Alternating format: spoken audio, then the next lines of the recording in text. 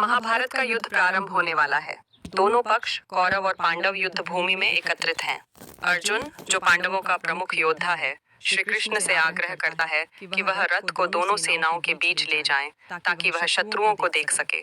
जैसे ही अर्जुन अपने रिश्तेदारों, गुरुजनों, भाइयों और मित्रों को युद्ध के लिए खड़े देखता है, उसका मन व्याकुल हो उठता है। वह सोचने लगता है कि इतने अपनों का वध कर जीतने से क्या लाभ। वह कहता है, हे केशव, मुझे इस युद्ध में कोई आनंद नहीं दिख रहा। मेरे अंग शिथिल हो रहे हैं, धनुष हाथ से गिर रहा है। मैं यह युद्ध नहीं कर सकता।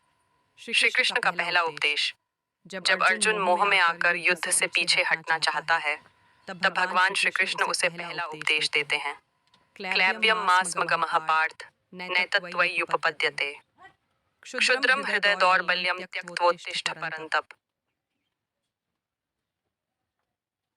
अर्जुन, यह निर्बलता और कायरता तुम्हें शोभा नहीं देती।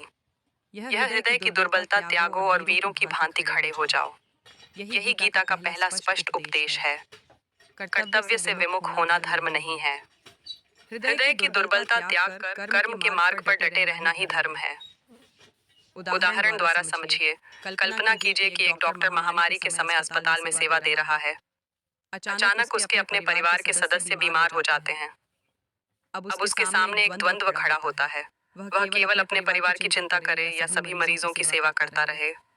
यदि वह अर्जुन की तरह सोचने लगे कि मेरे अपनों को छोड़कर मैं दूसरों की सेवा क्यों करूं, तो वह अपने कर्तव्य से पीछे हट जाएगा।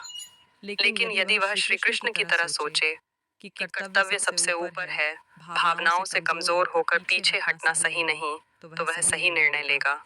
निष्कर्ष, भगवद गीता का पहला उपदेश हमें सिखाता है कि कठिन परिस्थितियों में भी हमें अपने कर्तव्य से पीछे नहीं हटना चाहिए।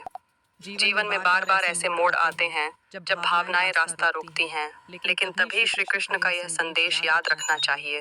हृदय की दुर्बलता छोड़ो और अपने धर्म का पालन करो।